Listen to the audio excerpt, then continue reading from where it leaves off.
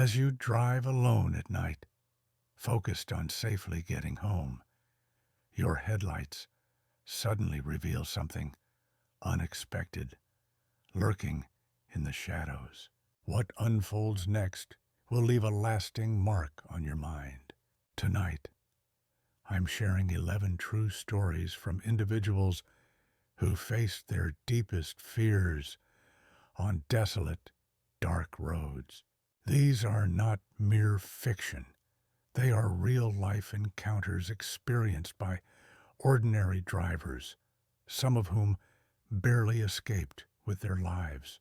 From sinister hitchhikers to intricate traps aimed at unsuspecting victims, these narratives will make you reconsider every flicker of movement in your rearview mirror. If you often find yourself driving alone at night, these cautionary tales are essential listening. Welcome to Brotherhood of Pain, where we delve into the spine-chilling experiences of real people. Be sure to subscribe and tap the notification bell. These accounts could very well save your life. Trust me, after hearing what these drivers went through, your perspective on late-night driving will change forever.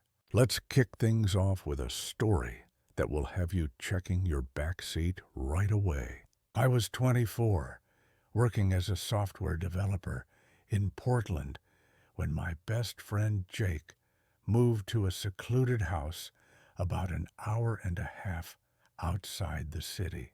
He had inherited it from his grandfather and was fixing it up as a weekend getaway. The property was truly isolated, surrounded by miles of farmland and forest with no cell phone service for the last 20 minutes of the drive. It was a Friday night in late October, and I had gone out to help Jake with some new flooring. After a long day of work, a few beers, and catching up, it was already past midnight when we finished. I was exhausted. My back ached from the manual labor. And honestly, I just wanted to crash on his couch and drive home in the morning. However, I had an important client meeting at 9 a.m. on Saturday that I couldn't afford to miss. This was a potential 6-figure contract for my freelance business, and I had been preparing for this opportunity for months. Jake urged me to stay. "Dude, just call and reschedule. It's not safe to drive tired, especially on these back roads." He was right about the roads. The route to his house consisted mainly of 2-lane highways, winding through expansive farmland. During the day, you might see a car every few minutes, but at night, especially this late, the roads were utterly deserted. No street lights, no houses, no gas stations for miles, just endless darkness on either side. Still, I was stubborn and convinced myself I could handle it. I had made this drive dozens of times before. I downed some coffee, rolled down the windows for a blast of cold air, and cranked up the volume on my music. Jake walked me to my car, still trying to dissuade me. "At least text me when you get home," he said. "Yeah, and if you start feeling too tired, pull over somewhere safe and take a nap." I assured him I would, and began the long journey home. The first 20 minutes went smoothly. The coffee kept me alert, the music energized me, and I was making good time. The road was completely empty, which actually made driving easier. No worries about other cars or passing anyone. It was just me, my headlights piercing the darkness, and the familiar rhythm of the road beneath me. The truck had a deep dent and some paint scraped off, indicating it had hit something solid. My heart raced as I realized the damage looked too fresh for it to have been parked there long. It felt like the truck had been abandoned right after a crash, left in the middle of the road without a second thought. I glanced around, half expecting someone to appear, but the road was hauntingly quiet. A chill ran down my spine. What kind of situation was I driving into? I quickly decided to move on, wanting to put as much distance as possible between myself and that unsettling scene. As I drove away, I couldn't shake the feeling of being watched, and it sent shivers down my spine. A growing sense of unease washed over me. I really just need to get back to my truck, he said again, urgency creeping into his voice. My heart began to race as I stole a glance at the car concealed among the crops, my instincts shouting that something was off. Why don't you tell me what happened? I asked, hoping to buy some time as I evaluated the situation. His eyes narrowed slightly, and for a brief moment I thought I caught a glimpse of annoyance flicker across his face. Look, I just ran out of gas, okay? I'm not trying to cause any trouble. But his delivery felt rehearsed, as if he was attempting to convince not only me, but himself as well. The discomfort settled deeper in my stomach. I knew I had to make a decision fast. It felt almost contrived, like something out of a play. The cuts on his hands and arms took on a darker significance, and his tale about running out of gas seemed increasingly nonsensical. You know what? I said, striving to keep my voice calm. I'm really late. I'm sorry, but I can't help you. As I began to roll up my window, his entire demeanor shifted in an instant. The friendly smile disappeared, replaced by a chilling, angry glare. His eyes widened as he lunged toward my car, snatching the window before I could fully close it. Hey, where do you think you're going? He yelled, his tone now aggressive and menacing. I just need a ride back to my truck. He started pounding on my window with his fist, and I noticed the fresh cuts on his knuckles more clearly, as if he'd just been in a fight. Panic surged through me, and I quickly shifted the car into drive, hitting the gas and speeding away. In my rearview mirror, I saw him standing in the road, watching me leave. My hands trembled as I fumbled for my phone. Fortunately, I was just far enough from Jake's place to get a weak signal. I dialed 911, trying to relay everything I had witnessed as clearly as possible. The dispatcher kept me on the line while I drove, asking for detailed descriptions and my exact location. About an hour later, when the police finally arrived, the truck was gone.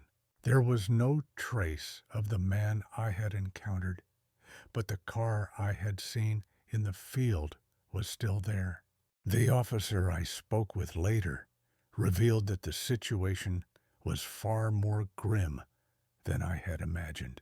The car belonged to a 28-year-old woman named Sarah Chen, who had been reported missing 3 days earlier. She had vanished while driving home from her job at a hospital in the next county. Tragically, the police discovered her body in the trunk of her own car. She hadn't died in an accident. She had been murdered. The investigation indicated that Sarah had likely been lured by someone pretending to need help, just as that man had attempted with me. The theory was that both the suitcase and the abandoned truck were part of a cunning scheme to get drivers to stop. The suitcase would spark curiosity or concern about debris on the road. If that didn't work, the abandoned truck would force drivers to slow down and potentially offer assistance. And if all else failed, there was a person in distress standing in the road. The man I encountered was never identified or apprehended, and the truck he claimed was his was never found, likely stolen and discarded after my escape. Authorities believed he was responsible for Sarah's murder and possibly for other unsolved disappearances in the area. What haunts me the most is how narrowly I avoided becoming another victim.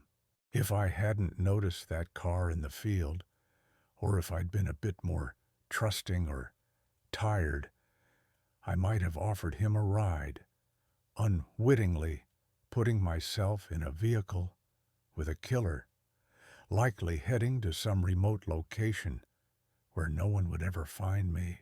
Everything about it was meticulously planned.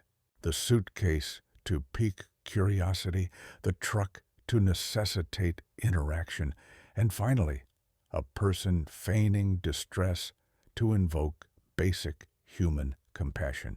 It was a predator who understood human psychology and exploited it against his victims.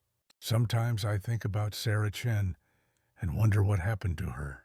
Through the same series of events that I experienced, did she notice the suitcase and choose to move it?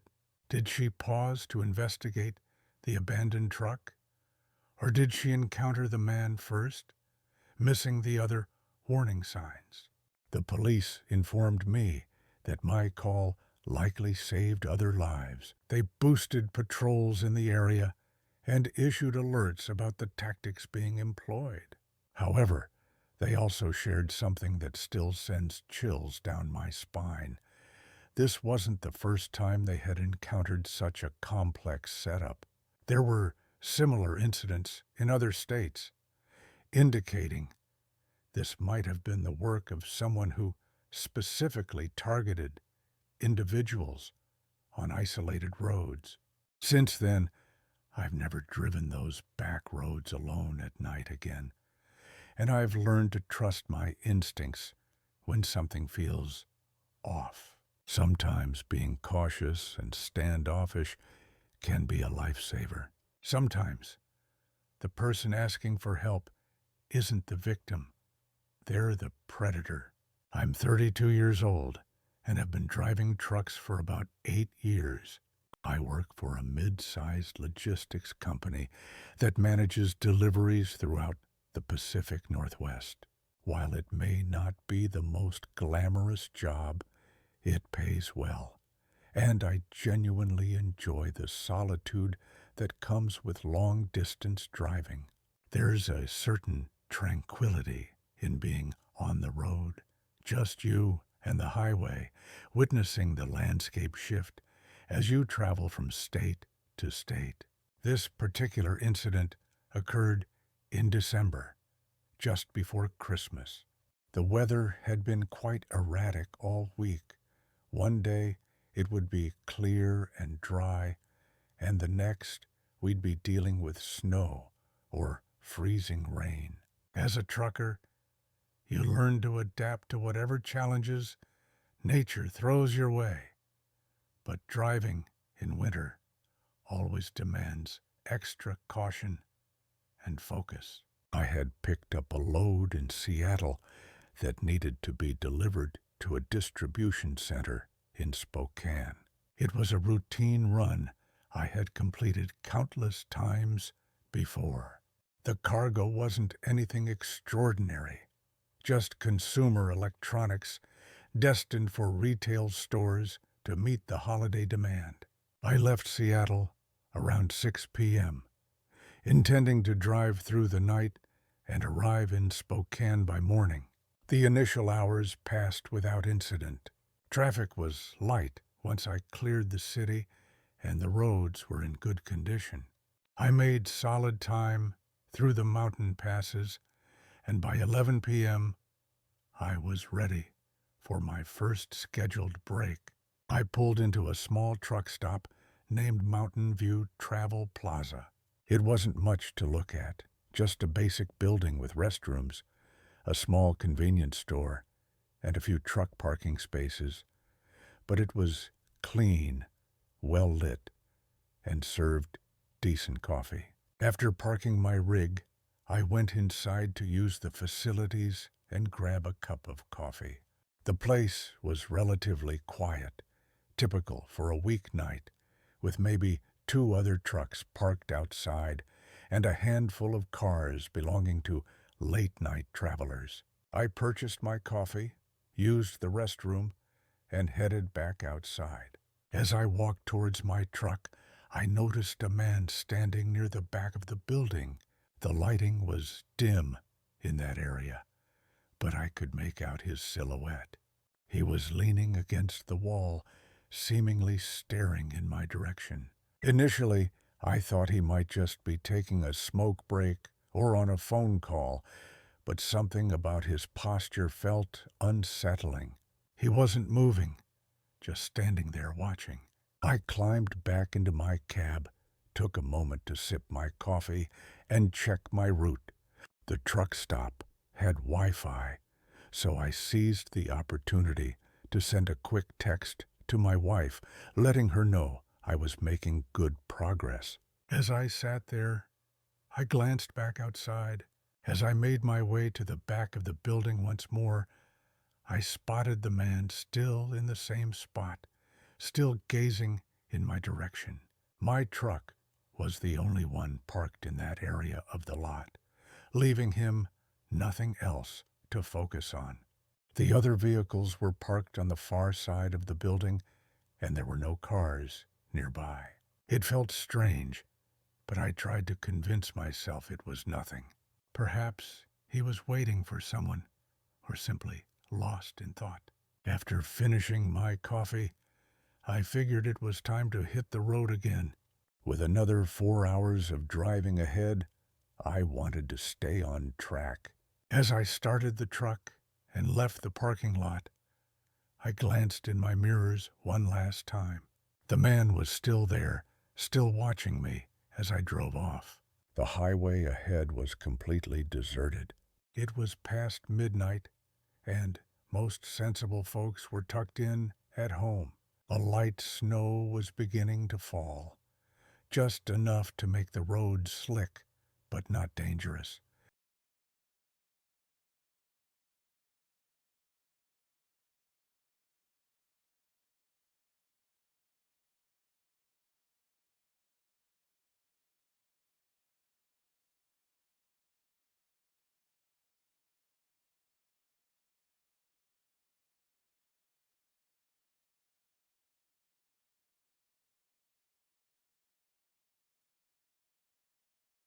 I kept my speed steady and focused on the road ahead. About 30 minutes into this leg of the trip, I caught a quick flash of light in my side mirror.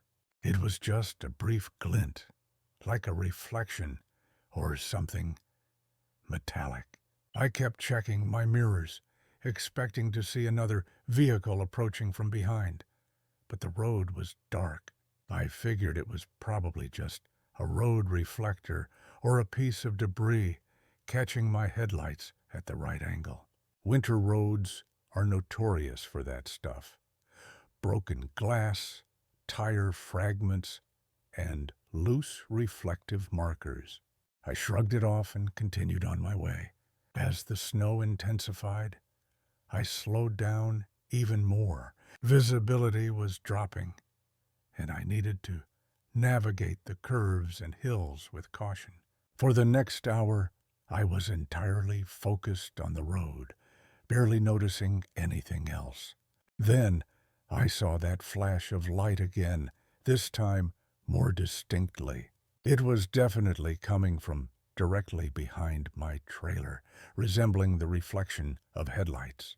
But when I checked my mirrors, there was still no vehicle in sight. The road behind me seemed completely empty. That's when I started paying closer attention to my mirrors and realized what was happening. A car was tailing me, positioned right behind my trailer, so close it was entirely hidden in my blind spot. The only glimpses I caught of it were when it swayed slightly to one side and my headlights reflected off its windshield. This was incredibly dangerous. Following so closely behind a semi-truck in winter conditions was practically asking for trouble. If I had to brake suddenly, that car would crash right into the back of my trailer. And why were their headlights off? That made no sense at all. I tried to figure out their motive. Maybe they were trying to save fuel by drafting behind me, which was not only foolish, but reckless. Or perhaps they were just inexperienced and didn't know how to safely share the road with trucks. But the more I thought about it, the more I was convinced this was intentional. No one accidentally follows a truck that closely with their lights off. To test my theory, I shifted into the left lane, as if I was going to pass another vehicle. Enough, the car was still tailing me. I shifted back into the right lane, and they mirrored my move. There was no denying it now. They were intentionally following me, lurking in my blind spot. The situation was starting to unsettle me. I recalled the man I'd spotted at the truck stop, the one who had been watching me. Could it be the same guy? Had he trailed me all the way from there? But that was over an hour ago, and I'd been cruising at highway speeds the entire time. How could he possibly keep up without me noticing? I attempted to get a clearer look at the vehicle, but it was nearly impossible from my angle. I could only catch fleeting glimpses when they shifted slightly out of sight. It looked like a dark-colored sedan, but I couldn't discern any other details.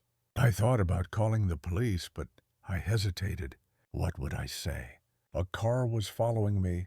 That wasn't exactly a crime, even if it felt threatening.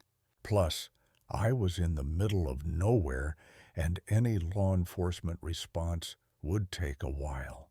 Instead, I resolved to try to lose them. I gradually upped my speed, pushing the limits of safety given the road conditions. The car kept pace. I switched lanes frequently, hoping to shake them off, or at least force them to show themselves. But they mirrored my every move, remaining concealed behind my trailer. Finally, an idea struck me. I moved to the left lane and then abruptly slowed down, acting as if I was experiencing mechanical issues. This forced the car to either slow down with me or pass. They opted to slow down, but in doing so, they fell back far enough for me to finally get a clear view of them in my mirrors. It was a dark blue or black sedan, possibly around 10 years old. I couldn't make out the license plate, but I could see the outline of a single driver inside. As soon as they realized I could see them, they dropped back even further and eventually vanished from sight. I felt a wave of relief wash over me, but I was also left with more questions than answers. What was their intention? Were they planning to rob me, harm me, or were they just some oddball who got a thrill from following trucks? I drove on for another 2 hours without any further incidents. The snow had stopped, and the roads were beginning to clear. I was starting to think the ordeal was behind me when I arrived at my planned rest stop for the night. It was a small roadside area. Nothing fancy, just a parking lot with picnic tables and restrooms. There was no building or services, just a quiet spot for drivers to pull off and catch some sleep. I had used this place many times before. It was typically safe, quiet, and usually deserted overnight. I parked my truck and felt utterly drained from the stress of the past few hours. I needed some rest before finishing the last leg of my journey. I set my alarm for 6 a.m., reclined my seat, and closed my eyes. I'm not sure how long I had been asleep when something jolted me awake. It wasn't a sound per se, but more a gut feeling that something was off. I opened my eyes slowly, trying to gather my bearings. The cab was dark, illuminated only by the faint glow of distant highway lights. Just as I was about to drift off again, I noticed movement outside my passenger window. Turning my head slightly, I was shocked to find a man's face pressed against the glass, only about 2 feet away from me. In the dim light, I could see him clearly. It was the same man I had encountered at the truck stop just hours earlier. I was convinced of it. Same build, same facial features, and that unsettling gaze. He was staring right at me with wide, unblinking eyes that seemed almost to revel in my shock and fear. I nearly leapt out of my skin as my heart raced so fiercely I thought it might explode. He showed no sign of moving. He simply continued to gaze at me with that disturbing look. I instinctively reached for my door handle, feeling the urge to confront him. But then it hit me. This wasn't a random meeting. This was someone who had been stalking me for hours. Someone who had followed me through several counties, waited until I fell asleep, and then approached my truck in the dead of night. Instead of stepping out, I turned on my engine and switched on my lights. Finally, the man moved back from the window, but he didn't flee. Instead, he strolled calmly to the front of my truck and tried the driver's side door.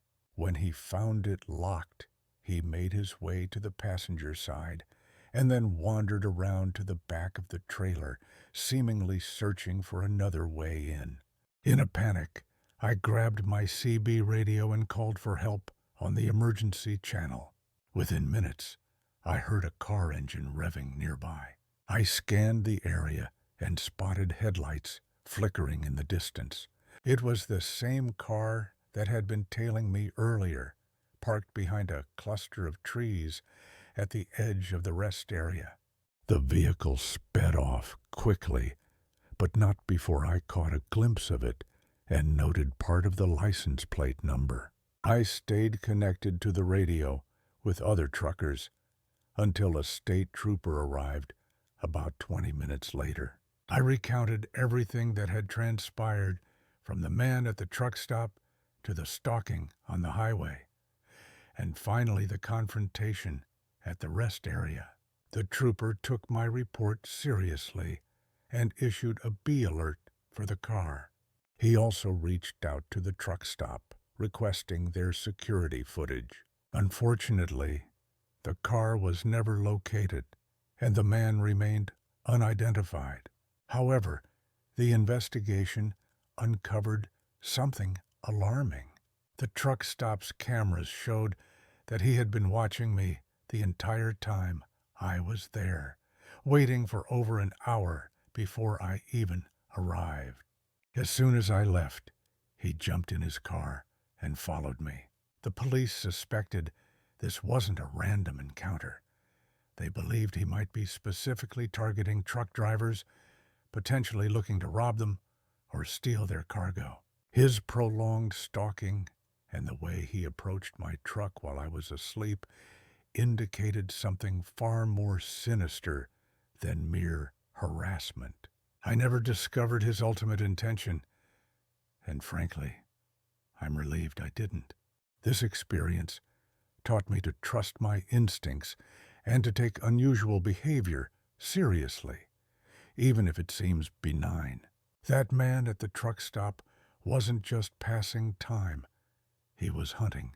I still drive the same routes, but now I'm acutely aware of my surroundings. I mix up my stops, check my mirrors more often, and never dismiss that nagging feeling when something feels off. Because sometimes the person watching you isn't just curious.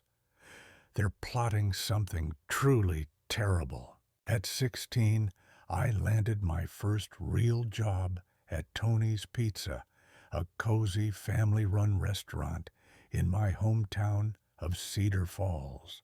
While the work wasn't glamorous, I was thrilled to gain my independence and earn my own money.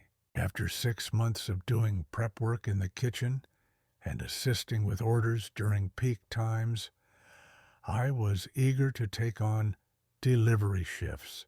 The drivers earned better tips and got to cruise around instead of sweating in a hot kitchen all night.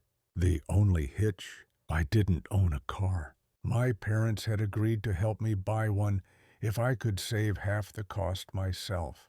After working every shift I could, I finally had enough saved up. I bought a 1998 Honda Civic with around 150,000 miles on it. The paint was faded, the interior had seen better days, and it made some unsettling noises when starting up, but it was dependable, and most importantly, it was mine. This meant I could finally start doing deliveries and earn real money. My manager, Tony Jr., was thrilled to assign me to delivery duty. He'd been short on drivers for a while, and having me on board would allow him to take more orders and expand the delivery area. The job was straightforward. Take the orders, follow the GPS, collect the money, and try to charm customers enough for good tips. One Tuesday night in March, things were pretty quiet, and I was hoping to get off early. I clocked in at 5 p.m. after school, and by 8 p.m., we had only received a few delivery orders. Most of our business that evening came from walk-in customers. While I was in the back folding pizza boxes, Tony Jr. called out that we had a delivery order: 2 medium pizzas, 1 pepperoni, and 1 supreme, headed to Oakwood Estates, a newer subdivision about 15 minutes away. I had made deliveries there before, and it was always a breeze. Nice neighborhood, good tips, and well-lit streets. I packed the pizzas into the insulated delivery bag, grabbed the receipt, and hopped into my car. The total for the order was $28.50, so I was hoping for at least a $5 tip to make the trip worthwhile. Since the customer paid online with a credit card, all I needed to do was deliver the food and hopefully gather a cash tip. The drive started off perfectly normal. It was around 8:30 p.m., dark, but not late enough for the roads to be deserted. A few other cars were out and about, people heading home from work or going out to dinner.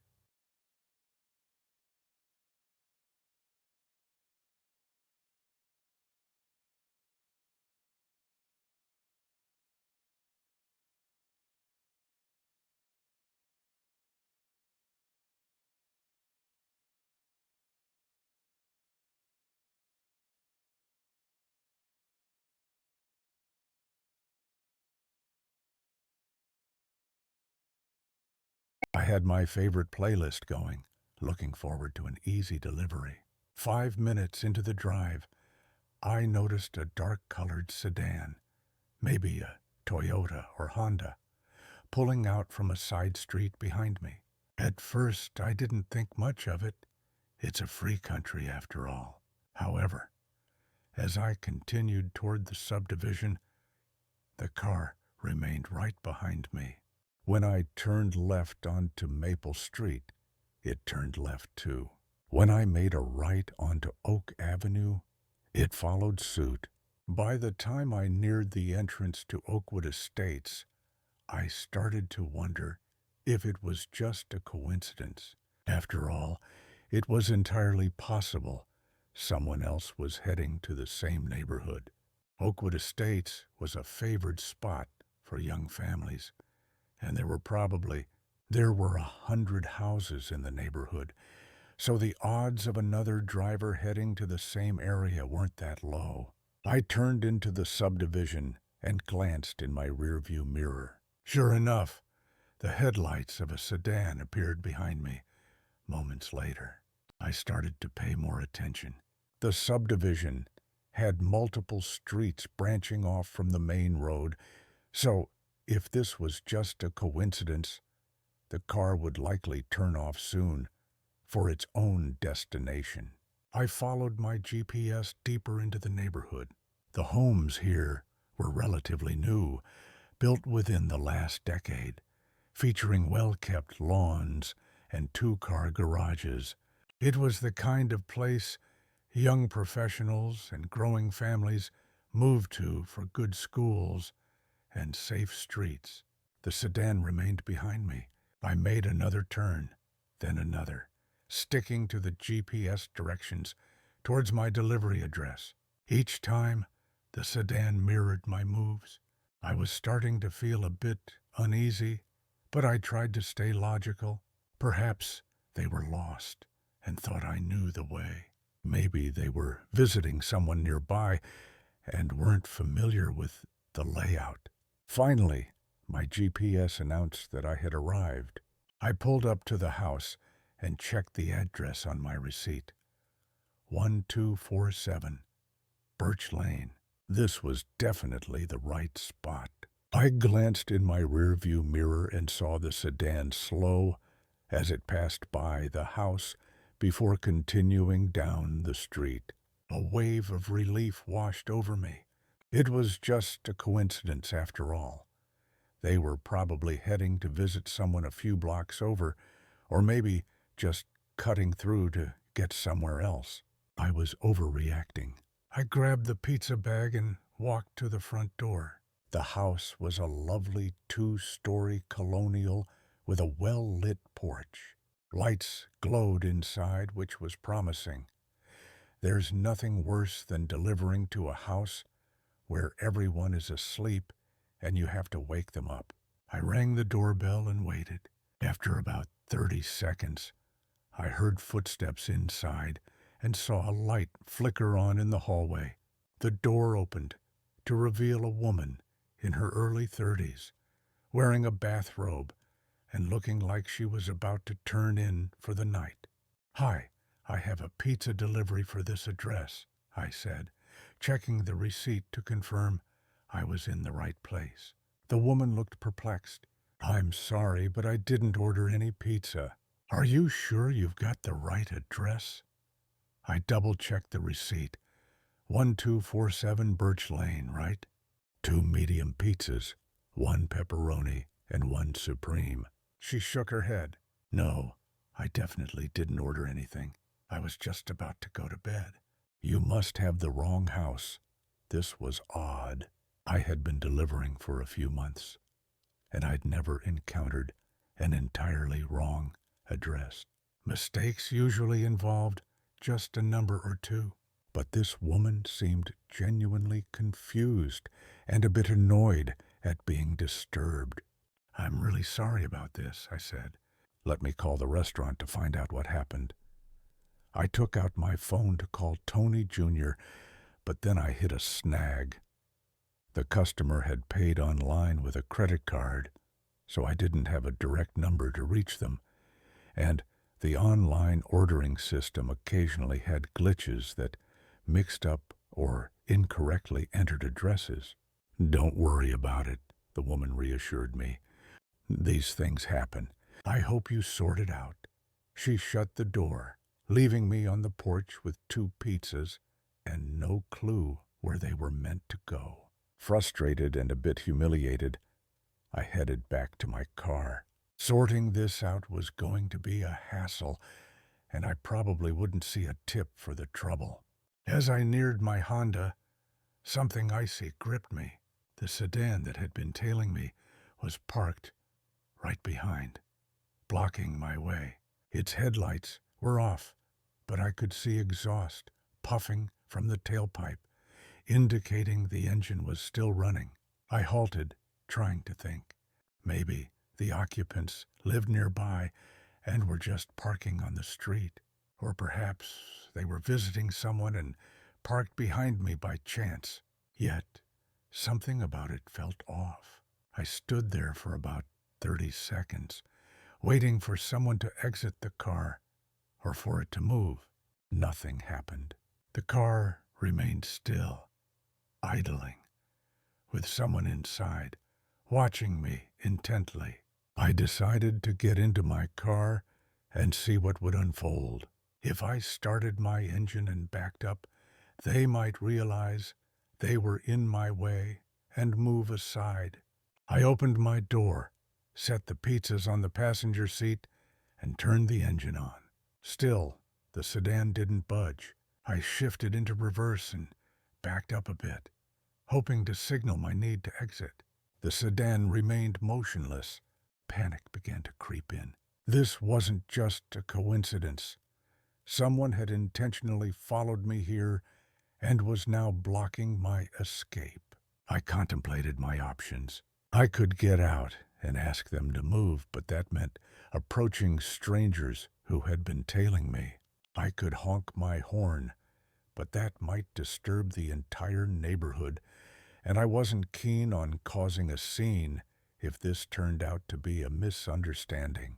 Then a thought struck me. The driveway was wide enough that I might be able to turn around and drive across the lawn back to the street. It might damage the grass, but if I was truly in danger, I figured the homeowner would understand. I put the car in drive and began to turn around in the driveway. As I did, I noticed the sedan's doors swing open. 4 men stepped out, all clad in dark clothing, hoodies, and baseball caps that obscured their faces. One had his hand tucked into his hoodie pocket, as if holding something. That's when I realized I was in real trouble. The men approached my car, moving with intent, not running, but definitely purposeful. I slammed the accelerator trying to drive around them, but the driveway wasn't wide enough. My right tires slipped off the pavement and into the soft dirt of the flower bed. The car jolted and skidded, crashing into a small decorative tree. The impact was minor, not enough to trigger the airbags, but it stopped the car. I heard the men shouting to one another and saw one sprinting toward my driver's side door. I didn't wait to find out what they wanted. I flung my door open and bolted. I dashed across the front yard into the street and then veered between 2 houses, continuing to run. Behind me, I could hear at least one of them pursuing me, yelling for the others to follow. But I was 16, fit from playing soccer, and fueled by adrenaline. I raced through backyards, leaping fences and weaving around swing sets and garden sheds. That night, as I drove home, I decided to press on despite the late hour, eager to sink into my own bed. The highway was mostly quiet, and I found a comfortable rhythm, enjoying the music and the solitude of the drive. However, as I neared the outskirts of Charlotte, a wave of relief washed over me, quickly replaced by unease when I noticed a car closely tailing me. I tried to dismiss it, changing lanes and accelerating, but the vehicle stayed right behind. My heart raced as memories from years past flooded back. I took a few turns in an attempt to shake it off, but the car was relentless. Adrenaline surged through me, and I knew I had to remain vigilant. This time, fear wouldn't control my actions. I headed toward a brightly lit gas station, seeking safety in numbers. As I pulled in, I glanced in the rearview mirror and saw the car slow down and then turn away. I exhaled deeply, my hands trembling on the steering wheel. After parking, I went inside to calm my racing heart. I grabbed a drink and called a friend to share what had just happened. I felt a bit foolish for letting my imagination get the best of me, but an unsettling feeling lingered. Even after leaving the gas station, I stayed hyper-aware, continually checking my mirrors. The remainder of the drive home was tense, but I eventually arrived safely. That night, I realized my past experiences had altered my perspective on the world. I had become more cautious and alert, understanding the importance of being aware of my surroundings. It was a hard-earned lesson, but one that ultimately kept me safe. It felt unusual and prompted me to exercise caution. I concentrated on the road ahead, my heart racing more than normal. A strange blend of worry and unease washed over me, reminding me to stay sharp. As I drove on, I remained vigilant for any more stranded cars. But fortunately, the rest of the trip was smooth. I arrived home by 11 p.m., relieved to be in my own space. Yet the odd happenings on the highway stayed with me, serving as a reminder of life's unpredictability and the need to stay alert. Sounded suspicious and assured me she would stay on the line. Hearing her voice made me feel less isolated and more alert to any potential threats. About 5 minutes later, my instincts were confirmed.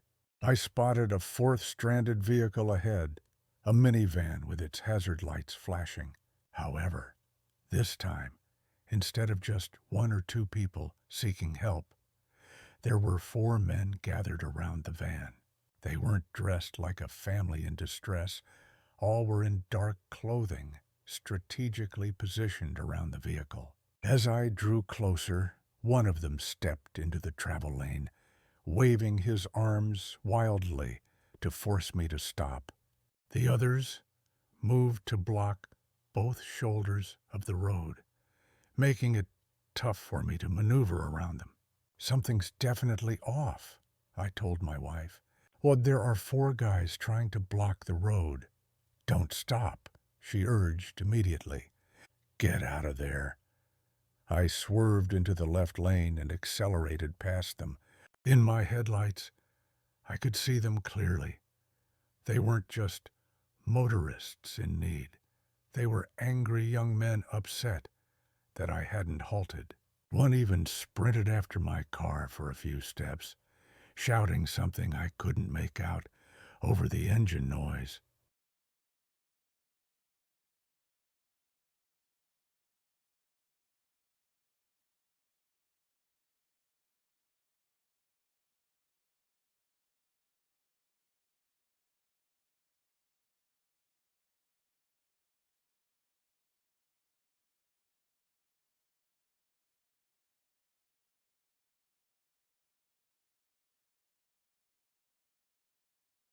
In the rearview mirror, I saw them climb back into the minivan and start tailing me.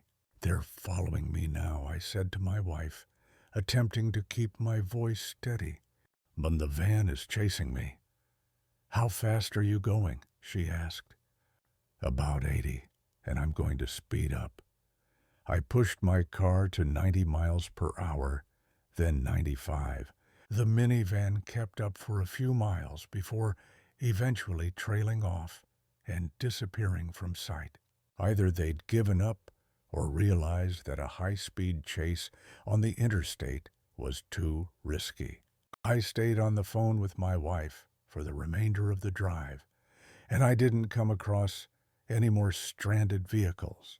Once I reached Charlotte, I headed straight to the police station to file a report. The officer who took my statement was very attentive to my account. He informed me that there had been multiple reports of highway robberies in that region over the past few months, all following a similar pattern. Groups of criminals would stage fake breakdowns to lure drivers into stopping, then rob them at gunpoint. You did the right thing by not stopping, he said. We've had 3 victims in the last 2 months who weren't as fortunate. They stopped to help and ended up losing their wallets, phones, and cars. The officer explained that this was a rising trend among highway criminals. They had learned that most people are inherently helpful and would stop to assist someone who seemed to be in trouble. The criminals exploited this basic human decency against their victims. The really alarming part, he continued, is that we think some of these groups are becoming more violent. The last victim was hospitalized with a concussion after he attempted to resist. We're worried that someone could end up getting killed. The police increased patrols along that stretch of I-85, and within a week, they had arrested a group of 5 men who matched the description I provided. They were found with numerous cell phones, wallets, and other stolen items from highway robbery victims. It turned out this group had been operating for months, using the fake breakdown tactic to target solo drivers. They had stolen over $20,000 in cash and property, and as I approached, I noticed a person standing alone, seemingly waving at passing cars. It struck me as strange since there were no vehicles in sight and the individual looked a bit disheveled. My instincts kicked in, reminding me of the tales I've heard about highway robberies. I slowed down for a closer look and realized it was a woman, probably in her late 20s, wearing a worn-out jacket. She seemed to be in distress, but something about her behavior felt off. Instead of stopping, I chose to keep driving, my heart racing as I passed her by. A quick glance in my rearview mirror revealed her looking around, as if she were expecting someone. That's when I noticed 2 men coming out from behind a nearby rock formation, intently watching the road. My stomach dropped. It was a setup. I felt a rush of relief for not stopping, but a wave of fear washed over me as I considered what could have happened if I had. I pressed on, my mind racing with thoughts of the potential danger that lurked on the highway. I noticed cars that had broken down, but when I glanced at the spot where I thought I saw someone, there was nobody there. I chalked it up to fatigue. After 8 hours on the road, the desert heat can conjure up mirages that play tricks on your vision. I cranked up the air conditioning, took a sip of my energy drink, and pressed on. About 10 minutes later, I spotted it again. This time, the figure was clearer, walking parallel to my car, roughly 50 feet off the highway. It seemed to be matching my speed, which was impossible, since I was cruising at 75 miles per hour. When I looked again, the spot was empty. This was getting unsettling. I'd heard that extreme tiredness could lead to hallucinations, and I wondered if I should pull over for a quick nap, but I was making good time and wanted to reach LA before nightfall. So, I decided to forge ahead and stay vigilant. The next time I caught sight of the figure, it was much closer to the road. This time, when I focused on it, it didn't vanish right away. For a fleeting moment, I could make out what looked like a person in dark clothing walking beside my car. Then, just like that, it was gone. I was definitely hallucinating now. I'd read about this phenomenon affecting long-distance drivers. Your brain starts filling in gaps when you've been staring at the same monotonous scenery for hours. The logical choice would be to pull over and rest, but my stubbornness pushed me to continue. I stopped in Las Vegas for gas and took a quick 20-minute break, strolling around the gas station and splashing cold water on my face. I felt more awake after that and convinced myself the hallucinations were just a temporary, fatigue-induced glitch. Back on the road, I felt refreshed for the first hour. The scenery shifted as I entered California, and the change kept my mind engaged.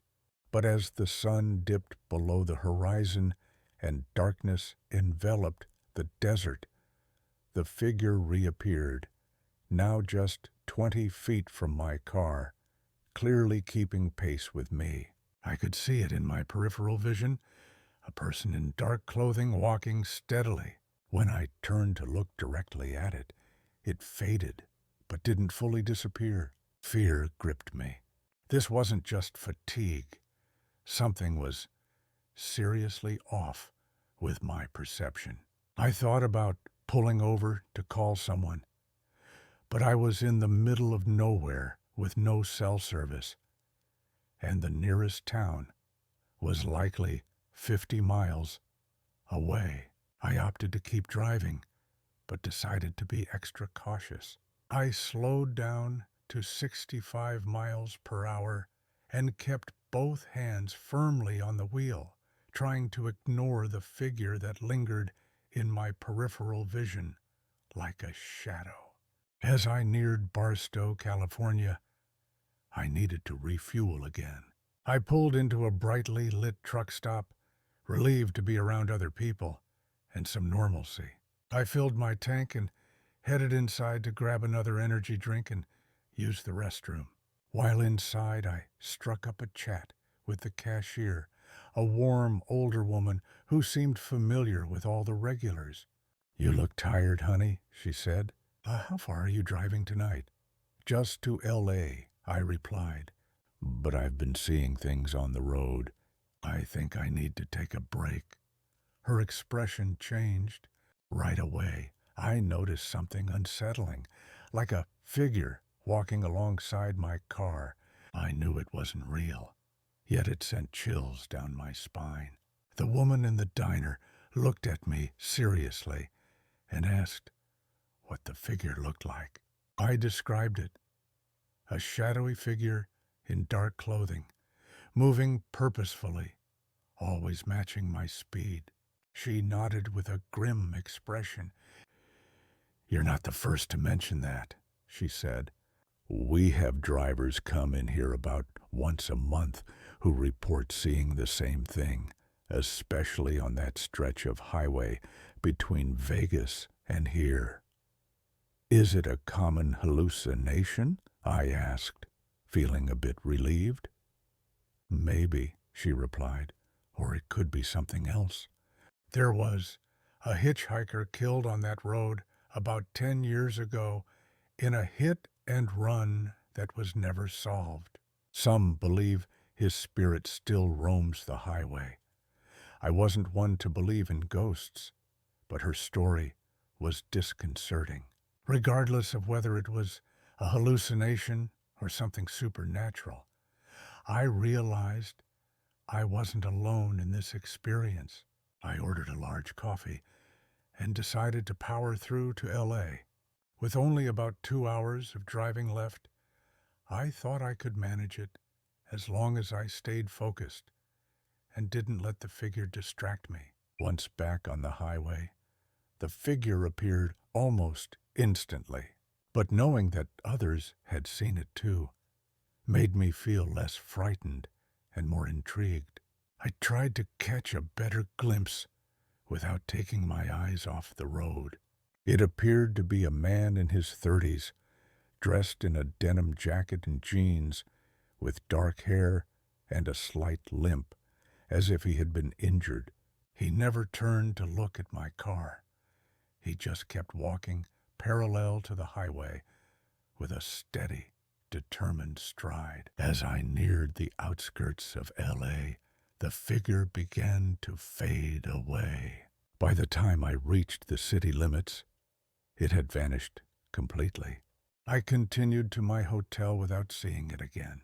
The next morning, I did some digging online about the highway between Las Vegas and Barstow. I stumbled upon several forum posts from drivers who had encountered the very same figure. Some speculated it was a hallucination brought on by fatigue in the endless desert. Others believed it was something paranormal. I also found a news article from 2014 about a hitchhiker named David Martinez who had been killed in a hit and run on that stretch. The description fit exactly. A man in his 30s wearing a denim jacket. His body had been found about 50 feet from the road, and the driver who caused his death was never caught. I couldn't tell if what I saw was a hallucination, a ghost, or something else entirely. But knowing I wasn't the only one to experience it made it feel more tangible. Perhaps David Martinez is still seeking a ride, endlessly walking that lonely stretch of highway where he met his end. Since then, I've driven that route several times, and I always catch a glimpse of the figure. It's almost become routine. Somewhere between Vegas and Barstow, he materializes in my peripheral vision, walking alongside my car for about an hour. I'm no longer afraid of him. If anything, I feel a sense of pity. Whether he's real or not, he seems trapped on that highway, forever walking toward a destination he'll never reach. And maybe that's the most unsettling part of all. Not that the dead might linger among us, but that they could be just as lost and lonely as they were in life. I always make sure to drive carefully on that stretch of road. I wasn't scared of the figure itself. It was more about not wanting to walk alongside him indefinitely. At 34, I was working as a pharmaceutical sales representative, covering a vast territory that spanned much of rural Montana. My job involved a lot of driving through remote areas, visiting small-town doctors and clinics to showcase our medications. I had been in this role for about 3 years and had become quite adept at navigating the back roads and mountain highways. This particular story takes place in early November. I had several appointments lined up in the northwestern part of the state, close to the Canadian border.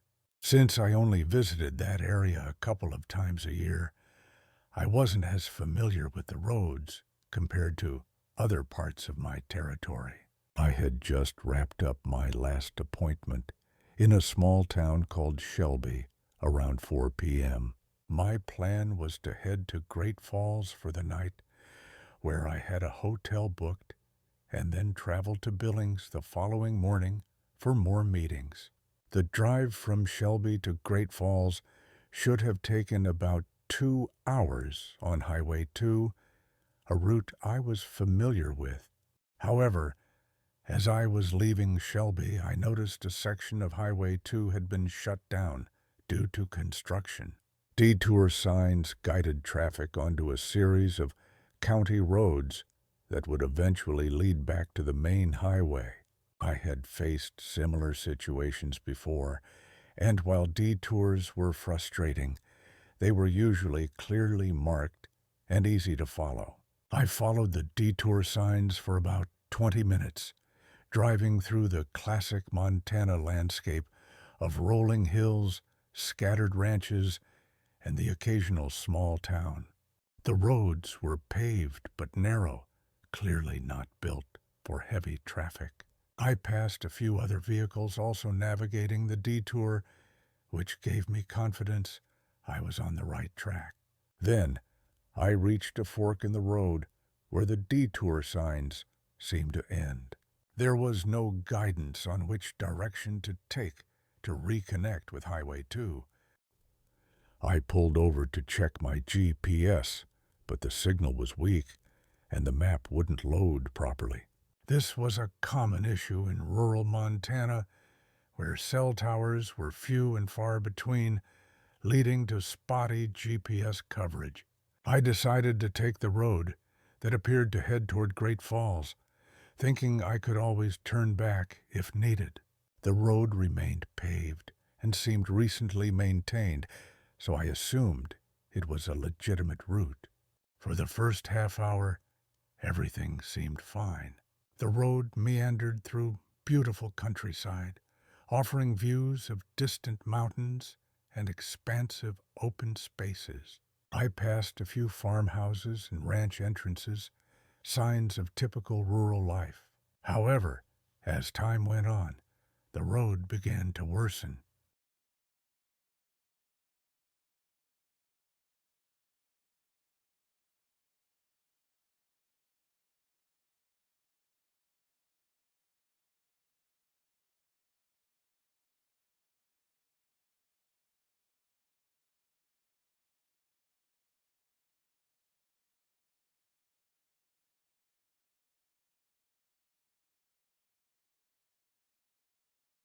The pavement became cracked and patched, and the shoulders were overgrown with weeds. Just when I started to think I might have taken a wrong turn, I stumbled upon a small town that wasn't on any of my maps. It was merely a cluster of about 20 buildings, a few houses, an old general store, and a gas station that looked permanently closed. There were no street signs or markers indicating the town's name, and the entire place had an abandoned, forgotten vibe. I pulled over in front of the general store and attempted to check my GPS again. Still no signal. Clearly lost now. I thought I could ask for directions if I could find someone nearby. I stepped out of my car and walked toward the general store, but the windows were boarded up and a closed sign hung limply, as if it had been there for years. The town had disappeared. I drove cautiously, searching for any recognizable landmarks, but everything felt off. A shiver ran down my spine as the realization hit me. I was completely disoriented. The trees towered above, their twisted branches resembling bony fingers. I switched off my GPS, aware that it wouldn't be of any assistance, and concentrated on the road in front of me. My heart raced at the thought of being utterly lost in a place that seemed to have consumed itself. The town had mysteriously disappeared. Panic began to set in as I realized I was utterly lost. My GPS was malfunctioning, and my gas tank was nearing empty. I had no clue where I was or how to get back to any semblance of civilization. With the sun dipping below the horizon, the thought of being stranded in this desolate area overnight was terrifying. I continued driving, retracing my route in hopes of spotting detour signs or any clues about my location. After an hour of driving, I finally spotted a sign for Highway 2. I had never been so relieved to see a familiar road marker. It turned out I had been going in circles, ending up around 50 miles from my starting point. I rolled into Great Falls around 10 p.m., 3 hours later than I had planned. Exhausted and rattled by the experience, I spent the next morning researching the area where I had gotten lost. I pored over detailed maps and satellite images, trying to find the town I had encountered, but it was nowhere to be found.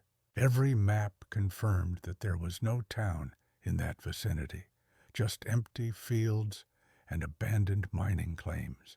When I asked locals about the area, describing what I had seen, most had never heard of a town matching my description. However, one older man at a gas station gave me a peculiar look when I mentioned it. "Are you talking about Millerville?" he asked. I admitted I didn't know the name. There were no signs. Millerville had been a mining town that was abandoned in the 1980s after the mine shut down, and most of the buildings had been taken down long ago. Now, all that remained were foundations and old roads. Yet, I had seen people there. I had spoken with them. The man shrugged. Maybe you stumbled upon some squatters. There's been talk of people living off the grid out that way.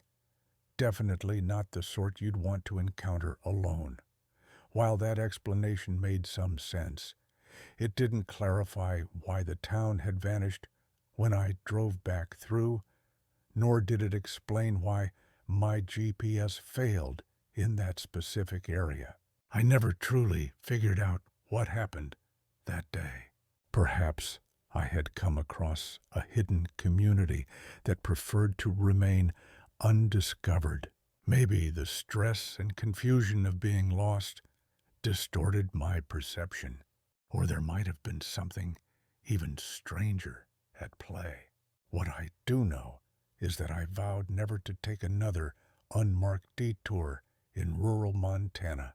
I started carrying paper maps as a backup for my GPS, and always ensured my gas tank was full before venturing into remote areas, as getting lost in the middle of nowhere is daunting enough without crossing paths with people who clearly want to be left alone. I still travel through that part of Montana for work occasionally, but I now stick to the main highways. Sometimes, as I navigate through particularly isolated stretches, I wonder if there are other forgotten places out there, hidden communities, living just off the beaten path, populated by individuals who have their own reasons for remaining invisible. The idea that a single wrong turn can lead you to a place that doesn't officially exist is both captivating and chilling. It serves as a reminder of how much of the world remains unmapped and unknown, even in our era of GPS and satellite imaging. At the time, I was 28 years old and working as a territory manager for a beverage distribution company, which required me to visit retail stores and restaurants across a 3-state area, checking on our product displays and nurturing relationships with store managers. "The car's finished," he said. The engine's completely gone." A wave of frustration washed over me. "Well, what am I supposed to do now?" I asked, desperation creeping into my voice. Well," Pete replied, "I can't tow it tonight, but I can give you a lift to the nearest motel. It's about 15 miles away." Grateful for a plan, I thanked him. As we navigated the dark, snow-covered roads, an unsettling feeling settled in. This was a part of the world I had never encountered before, and the isolation felt heavy. The motel turned out to be a quaint, family-run establishment, and the owner was welcoming, providing me with a cozy room for the night. As I got comfortable, I couldn't shake the sense that I had stepped into an alternate reality, one where the usual rules didn't seem to apply, and anything was possible. "The timing belt broke," he explained. That's what caused the knocking noise and the drop in power. Unfortunately, it's not a repair you can do on the roadside." "Can you fix it?" I asked, bracing myself for the answer. "I can, but I'll need to order the part. It won't arrive until tomorrow afternoon at the earliest. You'll need to stay overnight." This wasn't the news I wanted to hear, but I didn't have many options. I asked Pete if he knew of a motel nearby. There isn't one here," he replied. "The closest is about 40 miles away. But I can offer you a cot in the back of my shop if you don't mind a bit of roughing it." I wasn't thrilled at the thought of sleeping in a garage, but it was definitely better than trying to huddle in my broken-down car during a snowstorm. I thanked Pete for his generous offer and asked if I could at least call my wife to let her know what had happened. "The phone's inside," he said. "Let's get your car towed into the garage so I can take care of it properly in the morning." Pete had a small tow truck parked behind his shop. He hooked up my car and pulled it into the service bay, which was cluttered with tools, spare parts, and unfinished projects, but warm and dry. In one corner, I spotted the cot along with a small space heater. I used Pete's phone to call my wife and explain the situation. She wasn't pleased about me being stranded, but she felt better, knowing I had help and a place to stay. I promised to update her in the morning. Pete showed me where the bathroom was and handed me a blanket for the cot. He mentioned he had some work to finish before heading home, which was just a few blocks away. He promised to return first thing in the morning to start on my car. "Make yourself comfortable," he said. "There's a coffee pot over there if you want some. I'll lock up when I leave, but the door can be opened from the inside if you need to step out for any reason." I thanked him again and settled in for what I anticipated would be an uncomfortable but bearable night. Pete worked for about another hour, then tidied up his tools and locked the garage door behind him. I tried to get some sleep, but the cot was lumpy and the garage was filled with strange sounds. The building settling, the wind howling outside, and the occasional car passing by on the highway. Around midnight, I finally began to drift off. Not long after, I was jolted awake by the sound of the garage door opening. I figured Pete had returned for something he'd forgotten. I could hear footsteps and movement in the garage. "Pete!" I called out. "Is that you?" There was no reply, but the footsteps halted. I propped myself up on the cot and scanned the dark garage.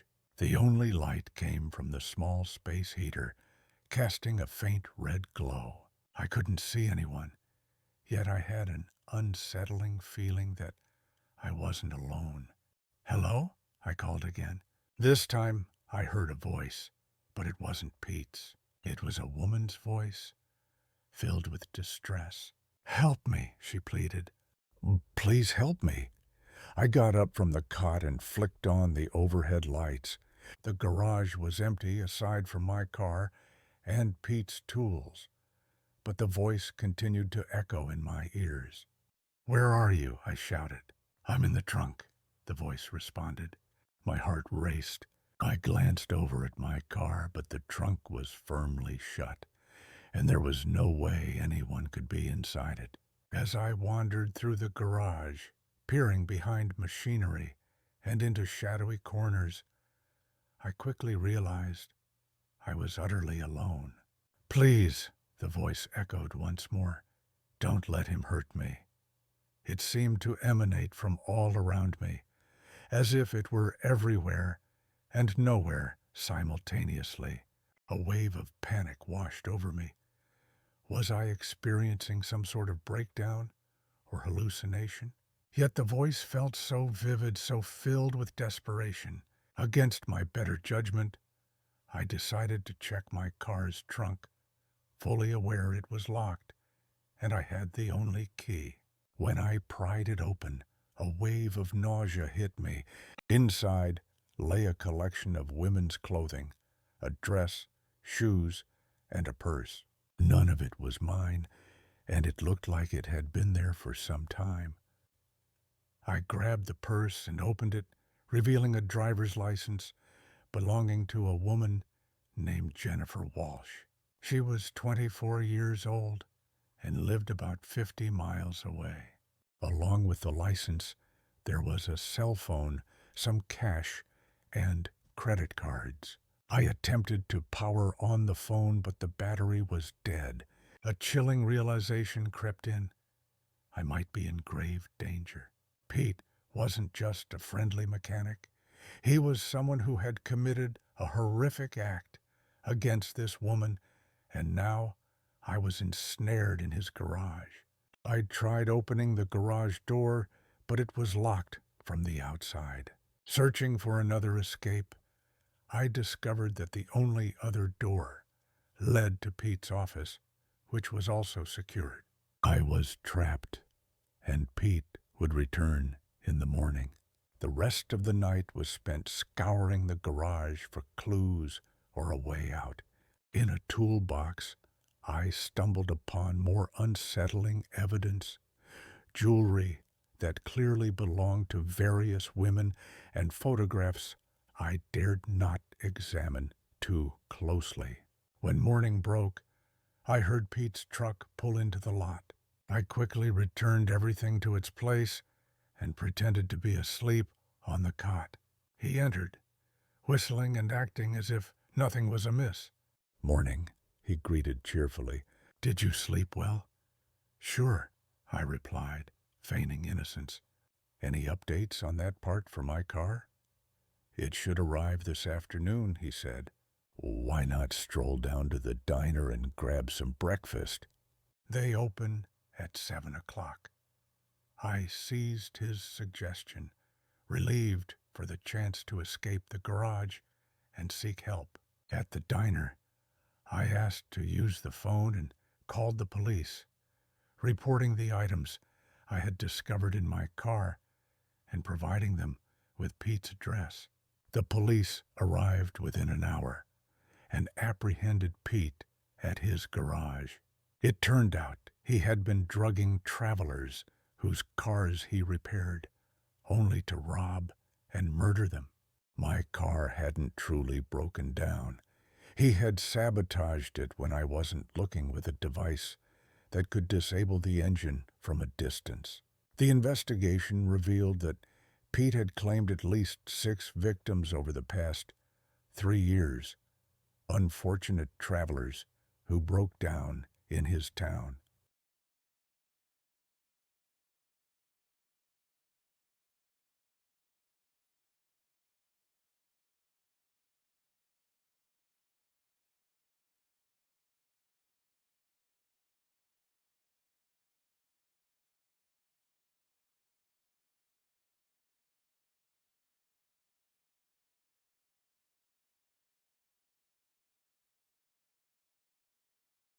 He had discarded their bodies in the woods and kept their belongings as trophies.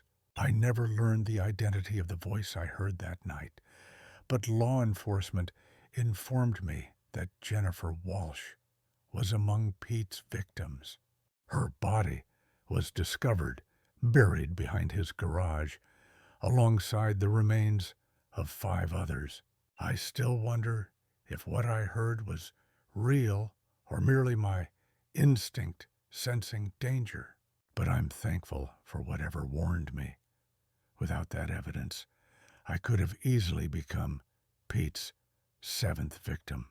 Now, I never trust well-meaning strangers in secluded places, and I always ensure someone knows my whereabouts when I travel alone.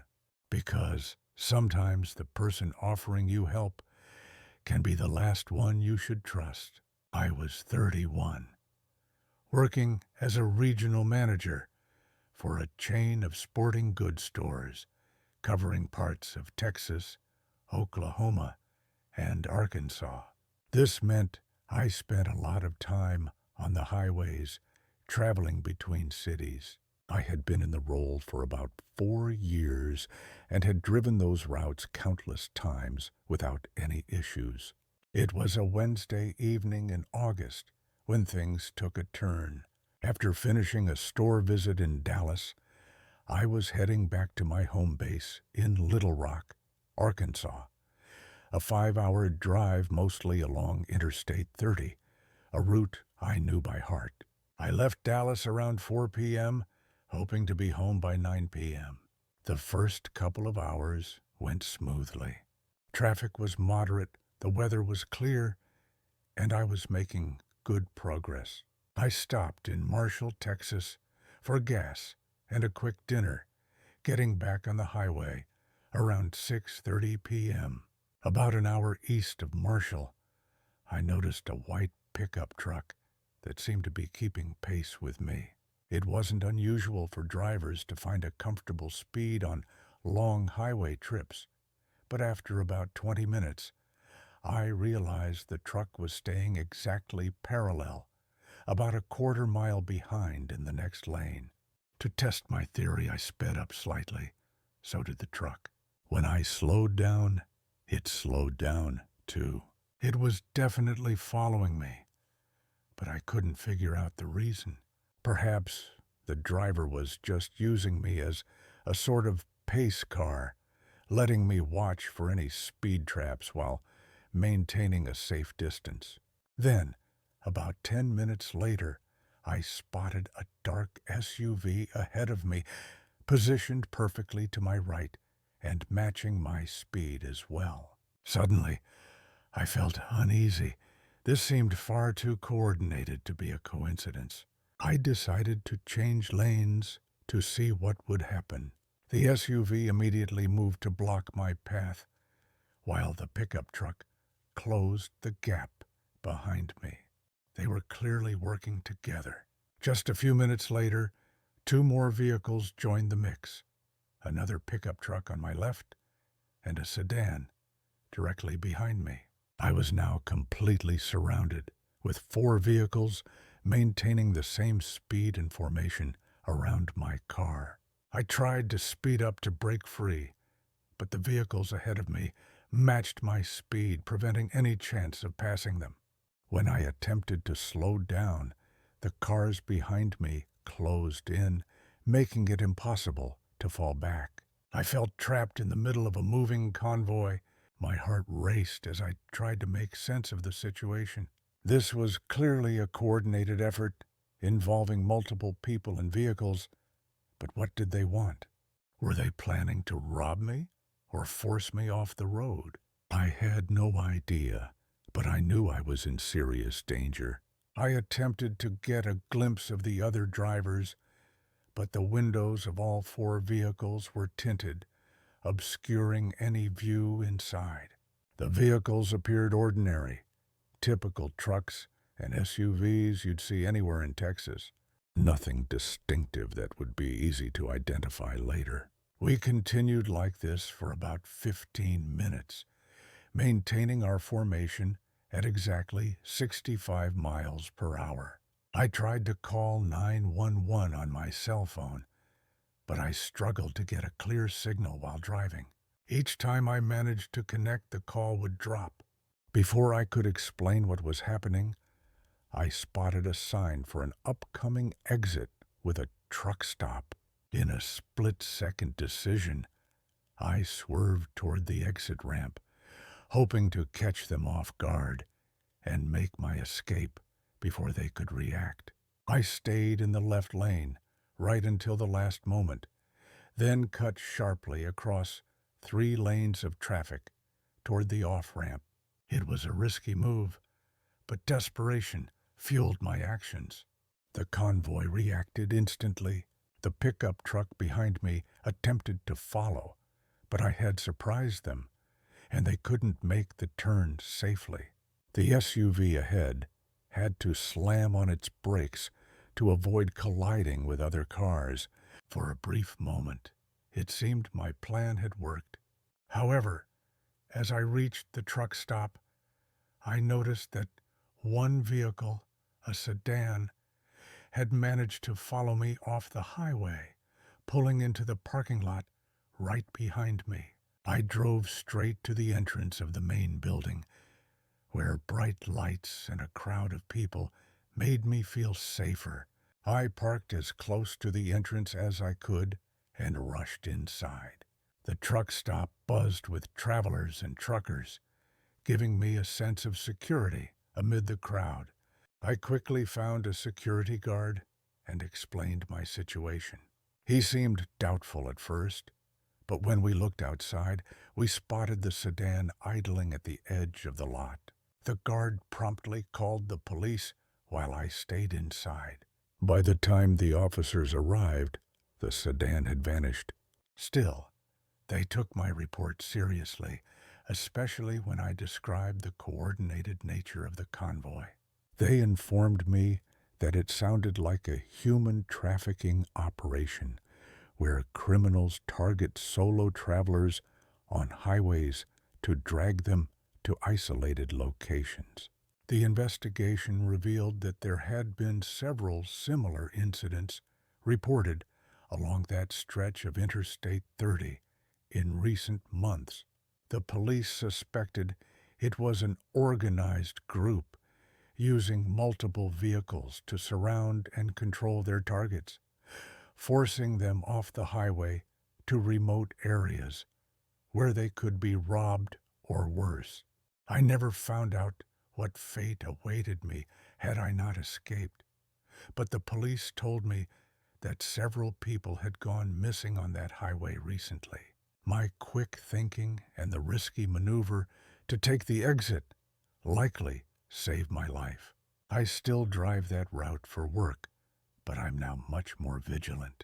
I keep an eye out for vehicles that seem to be coordinating their movements and always have an escape plan ready if something feels off. Sometimes, the most dangerous predators operate in packs. At the time, I was 25 years old and juggling 2 jobs to pay off my student loans. During the day, I worked as a marketing assistant at a small advertising agency, and 3 nights a week, I drove for a rideshare company to earn extra cash. It wasn't glamorous, but the flexible hours fit well with my day job, and the added income was helping me get ahead financially. This particular incident occurred on a Friday night in October. I had been driving since around 8 p.m., mostly picking up patrons heading to bars and restaurants downtown. It was a typical night. Quick rides, decent tips, and no issues. Then, around 11:30 p.m., I received a pickup request from an address in an upscale neighborhood about 15 minutes from downtown. When I arrived at a large house in a gated community, I noticed a well-dressed woman in her 30s waiting by the gate. She got into the back seat and provided me with an address. It was a 20-minute drive across town. The woman in the back seat seemed perfectly normal, dressed in business attire and speaking politely on the phone about what sounded like work.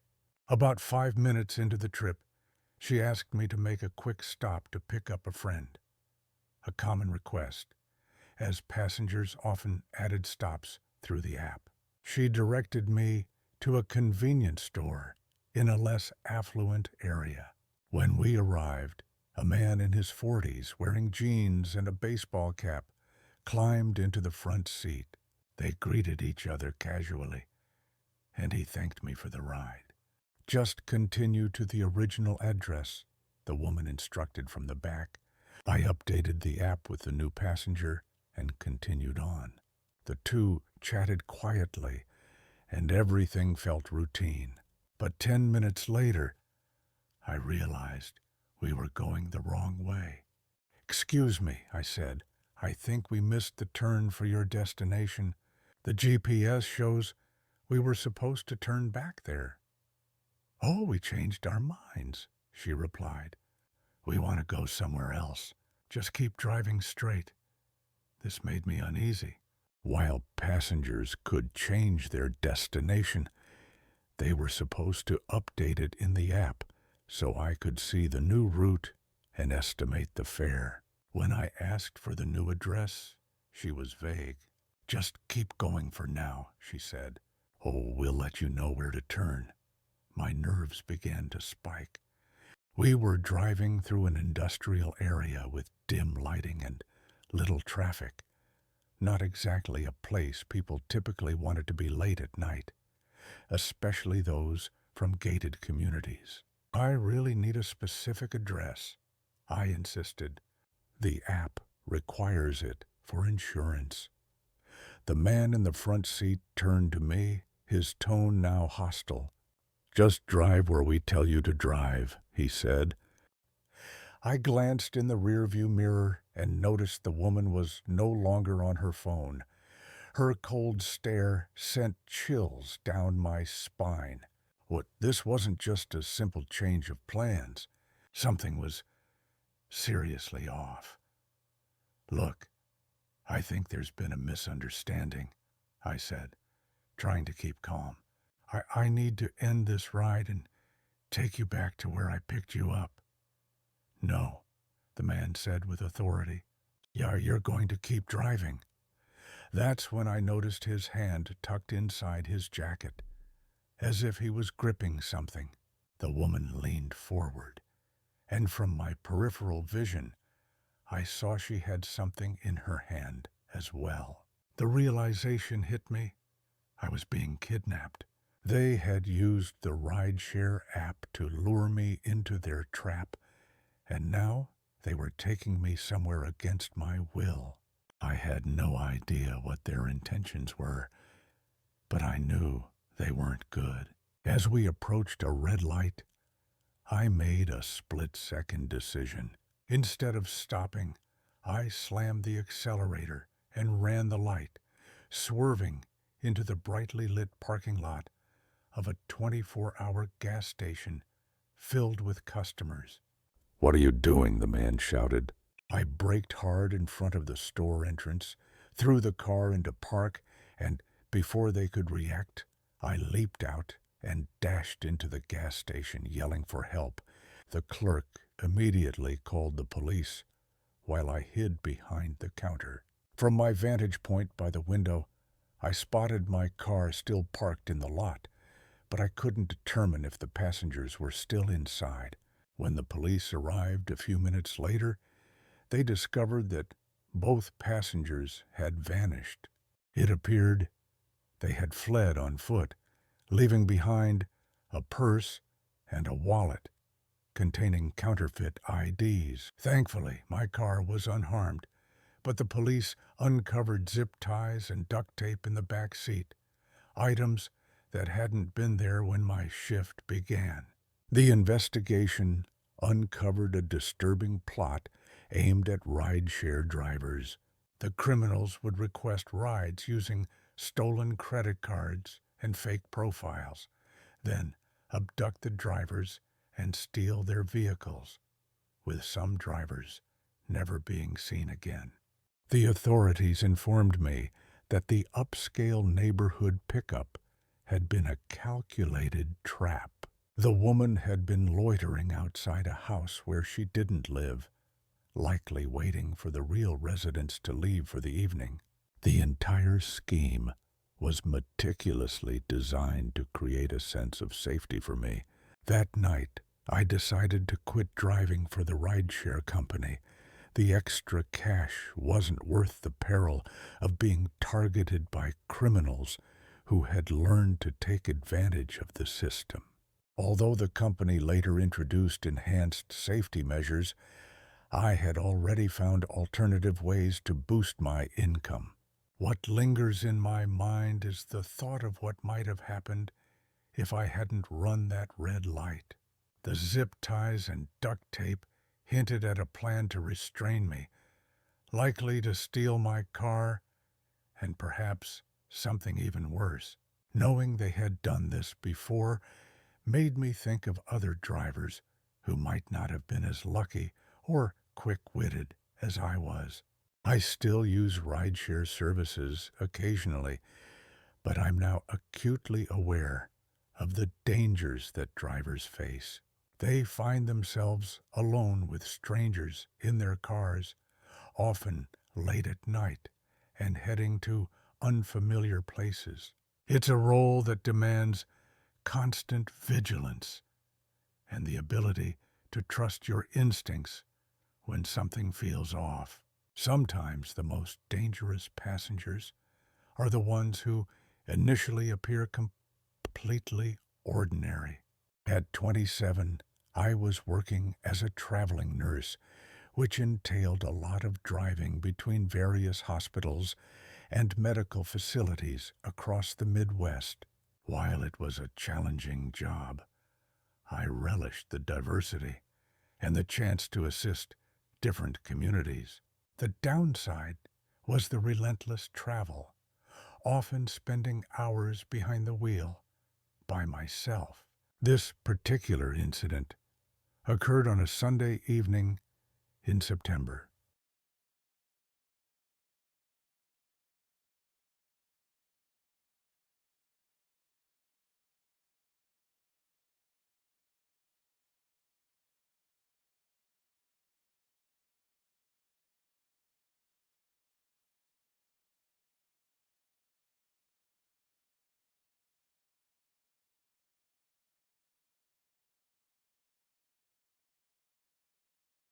I had just completed a 3-week assignment at a hospital in Kansas City and was en route to my next position in Des Moines, Iowa.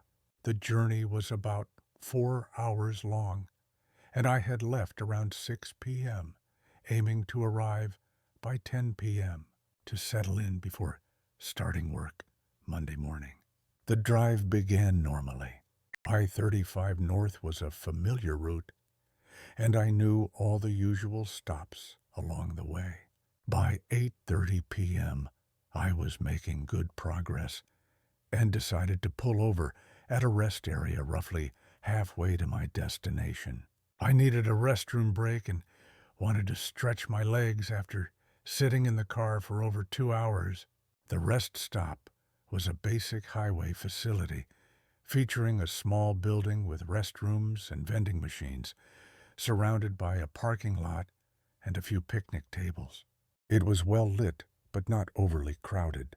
There were about 6 or 7 other vehicles in the lot, which was typical for a Sunday night. I parked close to the building and went inside to use the restroom. While the facility was clean and well kept, there was an unsettling vibe in the air. The atmosphere was eerily silent, and the few people I spotted seemed to be observing me more intently than normal. When I emerged from the restroom, I noticed a man by the vending machines who hadn't been there when I entered. He looked to be in his 30s, dressed in a flannel shirt and jeans, and appeared to be pretending to examine the snack selection. However, I caught him stealing glances at me in the reflection of the vending machine glass. After purchasing a bottle of water, I started making my way back to my car, but an unsettling feeling crept in. I sensed someone was trailing me. I turned around and saw the same man from the vending machines following me, accompanied by another man who had seemingly appeared from the area near the picnic tables. I quickened my pace, and so did they. By the time I reached my car, they were only about 20 feet behind me.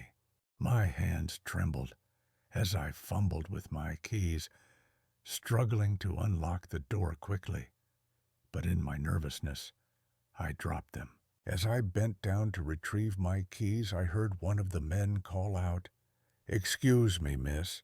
I glanced up to see both men advancing toward me. The one who spoke wore a smile that didn't reach his eyes, while the other blocked my path to the rest stop, cutting off any chance of escape. "We're having some car trouble," the first man said. "Could you help us with a jump start?" Scanning the parking lot, I noticed that several cars I'd seen earlier had vanished, leaving the area feeling much emptier. More alarmingly, at least 2 other men lingered by different vehicles, all seemingly focused on our encounter. "I'm sorry, but I don't have jumper cables," I replied, trying to keep my voice steady while lying. "That's all right," the man said, moving closer. "We've got cables. We just need someone with a reliable battery." The second man edged even closer, and I suddenly realized I was being encircled. This was no simple request for help. it was a trap. I had no idea what they wanted, but I felt the looming threat. I really need to leave, I insisted, finally managing to insert my key into the lock. I have somewhere to be. It'll just take a minute, the first man said, his friendly demeanor starting to fade. We'd really appreciate your help. I managed to get the car door open and quickly slid into the driver's seat. But before I could close the door, the second man grabbed it and held it wide. "Where do you think you're going?" he asked, his tone turning menacing. "We just need a little assistance." I could see the other men in the parking lot beginning to approach my car. Whatever their plan was, it involved multiple people and had clearly been coordinated. I was outnumbered and trapped. With no other option, I began screaming at the top of my lungs while blasting my horn. The noise echoed through the quiet rest stop, startling the man holding my door and causing him to loosen his grip. Seizing the moment, I slammed the door shut and locked it, then threw my car into reverse, racing away from the men as fast as I could. As I pulled out of the parking space, I noticed all four men sprinting toward their vehicles. They were coming after me. I slammed on the accelerator and sped out of the rest stop, merging onto the highway at a reckless speed. In my rearview mirror, I saw headlights tailing me from the rest stop. At least 2 cars were in pursuit, and they were closing in fast. I pushed my speed to 90 miles per hour, then 95, weaving through the sparse traffic on the highway. The pursuit lasted about 10 minutes before I spotted the reassuring presence of a state trooper parked on the shoulder with his radar. I quickly pulled over right behind him, and just like that, the vehicles that had been tailing me disappeared. Initially, the trooper seemed irritated by my speeding, but after I recounted what had transpired, he took it very seriously. He called for backup and escorted me back to the rest stop, which by then was eerily empty except for a lone abandoned pickup truck. The investigation uncovered that this rest stop had been the scene of several attacks in recent months. Groups of men would target solo travelers, particularly women, robbing them and sometimes inflicting worse harm. Inside the abandoned truck, police found belongings belonging to at least 3 different victims. They suspected that these men operated in coordinated teams. Some served as lookouts, while others approached the unsuspecting victims. They strategically chose rest stops that were isolated enough to evade witnesses but still had enough traffic to attract potential targets. I never discovered what might have happened if I hadn't screamed and managed to escape, but the police informed me that several individuals had gone missing after visiting that rest stop. My quick thinking and instinct to make a commotion likely saved my life. While I still travel for work, I'm now much more cautious about where I stop, especially at night. I steer clear of isolated rest areas and prefer busy truck stops or well-lit gas stations equipped with security cameras, because sometimes the most perilous places can seem the safest. At 33 years old, I was working as a software consultant, which often required me to travel to client sites across the country. I had just finished a week-long project in Phoenix and was finally on my way back to Denver on a Friday evening, eager to spend the weekend with my family. The drive from Phoenix to Denver takes about 12 hours, so I planned to split it over 2 days. I drove until around 10 p.m., and spent the night in Albuquerque, then hit the road again Saturday morning around 8 a.m. The second leg of the journey was supposed to take about 6 hours, which would have me home by mid-afternoon. Everything was going smoothly until I was about an hour away from home, cruising down a familiar stretch of highway in the foothills outside Denver, feeling relaxed because I was so close to my neighborhood. This was a route I had navigated hundreds of times, knowing every exit, landmark, and curve. That's when I noticed the car behind me. It was a dark blue sedan, possibly 10 years old, and it had been tailing me for the past 20 minutes. At first, I thought nothing of it. People often take the same route when heading to Denver, but as I approached my exit, the car remained right behind me, keeping the same distance. To confirm my suspicions, I decided to test it. I moved to the right lane, and the sedan followed. I shifted back to the left lane, and it mirrored my move. I sped up slightly, and it did the same. I slowed down, and it slowed down. There was no doubt about it. This car was intentionally following me. My heart began to race. I was less than 30 minutes from home, driving through a place where I usually felt completely safe. This was supposed to be the easy part of the journey, the final stretch where I could relax and think about being reunited with my wife and kids. I tried to get a glimpse of the driver, but the car's windshield was tinted. I couldn't see inside the car clearly, just the outline of one person behind the wheel. I thought about calling the police, but I hesitated, unsure of what to say. Someone was tailing me, but they weren't doing anything overtly illegal. They kept a safe distance and drove normally. Convincing a dispatcher this was an emergency would be tough. So, instead of heading home, I decided to drive to the police station. I definitely didn't want to lead this person to my house, where my family was waiting.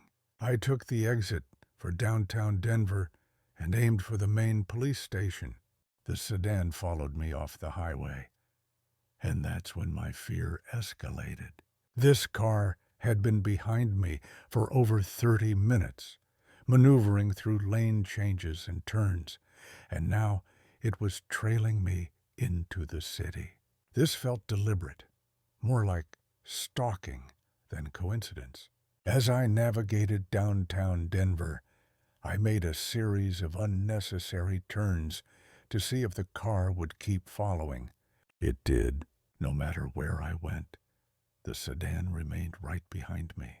Finally, I pulled into the police station parking lot, and the sedan sped past without stopping. I caught a glimpse of it, but the tinted windows obscured the driver's face. I did manage to note part of the license plate. Inside, I reported the situation to the desk sergeant, who took it seriously. Once I mentioned the duration of the chase and that the car had followed me to the station. "That's not normal behavior," he said. "Anyone just going the same way would have turned off long before this." The officer checked the partial license plate I provided, and it turned out to be linked to a vehicle reported stolen 3 days earlier in Colorado Springs. The person following me was driving a stolen car. The police stepped up patrols in my neighborhood for the next few days, but the sedan never returned. I never found out who was behind the wheel or what their intentions were. A week later, the stolen car was discovered abandoned in a downtown parking garage, but there were no fingerprints or evidence to identify the driver. What troubles me most is that this happened so close to home, in a place where I always felt safe. I'd driven thousands of miles through unknown cities and remote highways without any issues, yet danger found me right in my backyard during the last mile of my journey. I still wonder if the person knew where I lived or if they were just randomly targeting someone they thought looked vulnerable. The fact that they pursued me for so long, even to a police station, indicates they were intent on something. Now, I'm far more vigilant while driving, especially near home. I check my mirrors often, and I never head straight home if I suspect I'm being followed, because sometimes the most perilous part of any journey is at the very end, when you believe you're safe. The final mile can truly feel like the longest one.